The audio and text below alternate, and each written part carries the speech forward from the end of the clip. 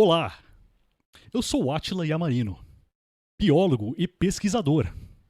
E eu vim aqui hoje, galera, para revelar para vocês a verdadeira face do biólogo Átila Yamarino. Pois bem, meus caros, então, como vocês muito bem lembram, eu fiz a live lá, fazendo a minha previsão apocalíptica, me baseando no estudo do Imperial College. Então, vamos dar uma assistida aqui. Nós chegamos finalmente no mês de agosto, e como eu tinha previsto originalmente, era pra gente estar com 1 milhão de mortes agora no Brasil. E muitas pessoas vêm perguntando, Átila, mas você errou, o que aconteceu? Seus modelos falharam? As suas habilidades incríveis em ciência e biologia te deixaram na mão? O que aconteceu? Eu tinha dito que iam morrer 1 milhão de pessoas se nós não fizéssemos nada para conter o vírus. É isso que vários dos meus defensores vêm dizendo online para defender a minha honra. Mas será que foi isso mesmo que eu falei? Então vamos dar uma olhada aqui. Se os Estados Unidos não fizessem nada, eles estão fazendo. Eles teriam 2,2 milhões de mortos pela Covid, mais os mortos porque não tem atendimento médico. A letalidade no país dobraria. Seriam 4,4 milhões de mortos calculados por esse estudo, que é reputadíssimo, que tem muita gente reforçando ele. Eu estou colocando aqui embaixo as críticas, que são todas, os números são reais, e é isso que a gente esperaria. A Inglaterra teria 1 milhão de mortos. Os números são reais. Deixa eu voltar aqui. Deixa eu prestar atenção direito no que eu tô falando. E é isso que a gente esperaria. A Inglaterra teria 1 milhão de mortos. Foi esse 1 milhão de mortos, até agosto, que fez a Inglaterra voltar atrás e decidir fazer alguma coisa para parar o país. No Brasil, se a gente tivesse seguido essa distribuição, a gente teria 2,6 milhões de brasileiros mortos até agosto. Isso é o que a gente espera se a gente não fizesse nada aqui. Então vamos lá, para reiterar, hein? Prestem bem atenção no que eu disse. A previsão original não era de que iam morrer 1 milhão se o Brasil não fizesse nada. Vocês ouviram as palavras da minha própria boca. A previsão era de que, se nós seguíssemos o modelo do Imperial College, e esperássemos números similares, dadas as proporções, deveríamos ter 2,6 milhões de mortes até agosto. E a gente felizmente está fazendo. E eu estou extrapolando números grosseiros aqui, porque o Brasil tem uma proporção de idosos diferentes desses países, não dá para eu extrapolar diretamente como eu fiz aqui. E o Brasil tem uma outra condição, que são favelas e regiões muito mais, com uma condição de vida muito pior, onde fica muito mais difícil de você fazer isolamento e de você manter as pessoas longe umas das outras, em cada cômodo. Então, esses números não são diretamente proporcionais. Esse tipo de simulação para o Brasil daria resultados diferentes desse valor que eu estou dando para vocês, de 2,6 milhões de pessoas mortas até agosto, se a gente não fizesse nada. Mas provavelmente seria um número maior, dada a condição de vida e o espaço que muita gente tem aqui, se você comparar a casa de um americano. Bom, então está dizendo que a expectativa de número era para ser maior, hein? Não quer dizer que, como no Brasil é mais difícil de você forçar um lockdown, era para se esperar mais mortes ainda. De um brasileiro médio. Felizmente, a gente fez alguma coisa. Nos cenários, para se fazer alguma coisa, eles simularam várias situações para a Inglaterra e para os Estados Unidos. Eles simularam várias medidas. Eles simularam a mitigação, que é o que a gente está fazendo no Brasil, que é você parar a escola, parar a faculdade, parar transporte, parar trabalho, parar algumas coisas, e eu vou mostrar o que é o cenário de cada uma delas. E eles fizeram a simulação de um cenário de supressão. Supressão é o que a China fez. Ninguém sai de casa, ninguém circula na rua, ninguém faz nada.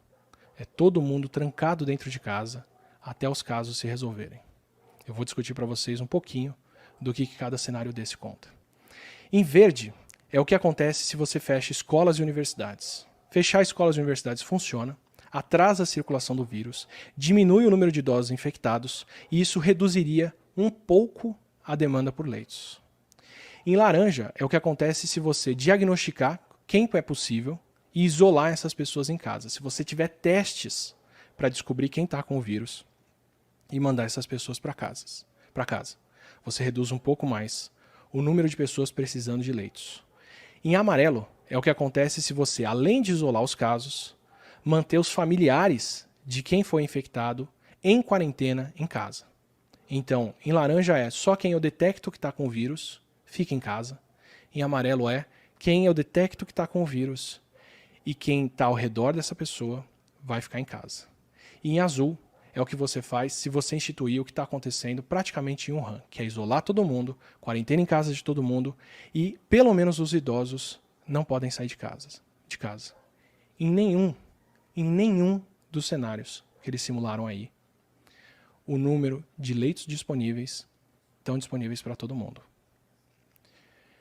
O melhor cenário que eles conseguiram chegar, o menor cenário de todos, é esse último, com todas as restrições, e que mesmo assim a gente tem pelo menos 8 vezes mais pessoas precisando de UTI do que o que está disponível nesses países. O Brasil está agindo para aumentar o número de leitos de UTI. A gente tem esses planos de converter estádio e outros espaços para atendimento hospitalar e tudo indica que o país está agindo para se preparar para um grande número de casos. E se vocês repararem nessa simulação, quando esse número de casos estoura e ultrapassa o limiar de leitos disponíveis, acontece aqui, ó, em abril. Como disse o pronunciamento do ministro de hoje, em abril, o sistema de saúde do país entra em colapso. Isso provavelmente indica que eles estão trabalhando com esses números e que os países todos estão trabalhando com eles. Então o mundo está se preparando para em algumas semanas ter os sistemas de saúde entrando em colapso. E a gente tem 2 caminhos daí para frente. A gente tem o caminho da mitigação, porque felizmente não fazer nada está fora de questão e todos os países estão se movendo. E a gente tem o cenário da supressão. O cenário da mitigação, se as medidas forem parciais, ainda tem transmissão e eu vou dar para vocês os números. Um cenário de mitigação dos Estados Unidos diz... Não, eu vou dar um número direto para o Brasil. Um cenário desse de mitigação em que a gente não suprime as pessoas, não mantém elas em casa e deixa mais do que o básico funcionando, a gente ainda tem leitos faltando, a gente ainda tem a mortalidade da Covid dobrando, porque as pessoas não vão ter respirador. E a gente teria, ignorando que a proporção de idosos do Brasil é diferente e que as condições sociais aqui podem ser piores, pelo menos 1 milhão de mortos até o fim de agosto. Então esse é o cenário que a gente tem pela frente. Então vocês viram, né?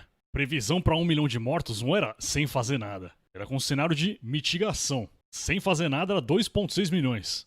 Então para todos os asseclas aí, os pupilos, seguidores fiéis, que vem dizendo online que a minha previsão não estava errada porque, na verdade, era 1 milhão de pessoas sem fazer nada. Vocês podem ver, não é bem assim. Não foi exatamente isso que eu disse. E aí, então, você vê os vários malabarismos que os meus seguidores começam a aplicar. E é engraçado você reparar como eles ficam mudando o foco da discussão. O foco não é mais que eu fiz uma previsão completamente infundada e baseando no modelo computacional, nada a ver, que foi retratado depois. A questão não é mais essa, a questão é que morreu bastante gente.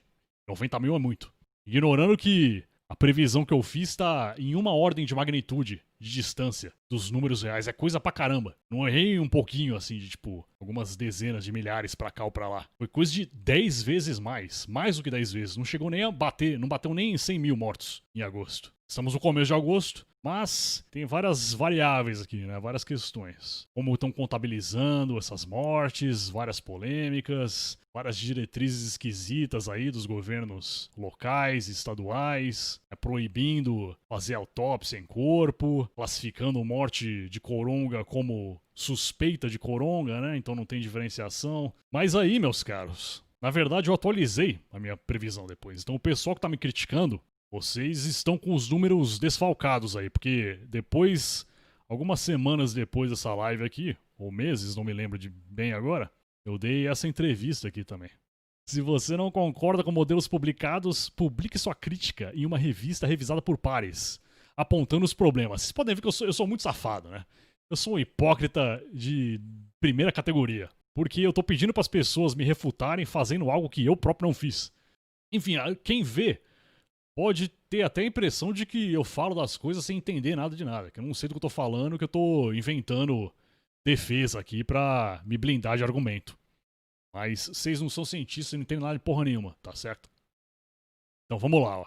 Vamos assistir esse outro vídeo aqui.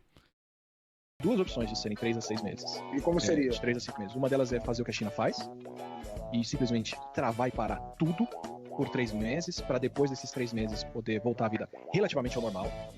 É como se fosse, né, o choque do rehab, e você vai ficar parado completamente por esse período, mas depois você sai bem disso. A China está mostrando que isso pode acontecer. Ou pelo menos você dá tempo de ter testes e outras coisas para sair como a Karen saiu, ou você abre as porteiras e você vai passar por 3 meses bem traumáticos. De caos. E daqui a 5, 6 meses retomar tudo. 3 meses bem traumáticos de caos. Porque basicamente quem sobrou tá imune. Mas aí, Átila, a gente está falando desse último cenário que você descreveu, abrir as porteiras, ou seja, libera geral, a gente está falando de 1 milhão de mortes, né? Não, 3. É o que eu imaginei. 3. É o que eu imaginei. 3. A repórter no programa aqui, a entrevistadora, é especialista também. Especialista igual eu. Tirou os números do lugar de onde não bate sol dela. É o que eu esperava, realmente eu esperava também. 3 milhões de mortes me parece um número razoável, Átila. Você é muito sábio, você é muito esperto. Nossa, sua opinião bate exatamente com a minha. Eu aqui, jornalista, especialista em epidemiologia. Então vocês viram que depois eu atualizei a minha previsão. Então, de 2,6 milhões sem fazer nada, passou para 3 milhões sem não fazer nada. Se abrir as porteiras e deixar o povo ficar louco, ensandecido, 3 milhões de mortes. E vocês podem ver que os jornalistas aqui no programa ficaram desesperados. Eles ficaram desolados aqui com o meu comentário. Tirando a que concordou comigo, né? Que ela já esperava. Que essa daí também tem bola de cristal igual eu. Ela se baseou nos mesmos estudos. Ela rodou uma cópia do modelo do Imperial College lá no laptop, no iMac dela em casa. Cá estamos, em agosto. Hoje é dia 3 de agosto. Estamos com 2,7 milhões de casos confirmados. 1,9 milhões e 94 mil mortes no Brasil e quase aí 700 mil mortes no mundo inteiro. Vamos colocar em perspectiva aqui, certo? Chegamos em agosto e nem somando todas as mortes do mundo inteiro, nós chegamos perto da minha previsão que eu tinha feito só para o Brasil. Vamos dar um momento aqui para vocês digerirem essa informação, tá certo? Vamos lá, boquinha de soja. Parece que eu fiz merda. Acho que caguei nas calças aqui. Acho que extrapolei, exagerei um pouco na minha previsão, talvez. A ciência funciona assim. Nós tratamos com incertezas, probabilísticas, estatísticas. Nós fazemos o melhor que nós podemos. E se a gente erra aí 900 mil, fazer o quê, né? Eu continuo sendo cientista, diplomado, um pós-doc em Yale. E vocês não são porra nenhuma.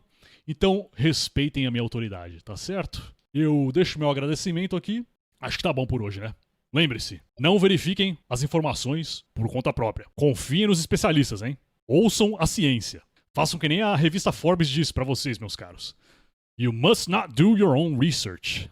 Eles estão dizendo aqui que você, seu inculto, seu desescolarizado, você não deve fazer a sua própria pesquisa. Quando o assunto é ciência, você deve confiar em mim. Átila, o papa do cientificismo. Muito boa noite, meus caros.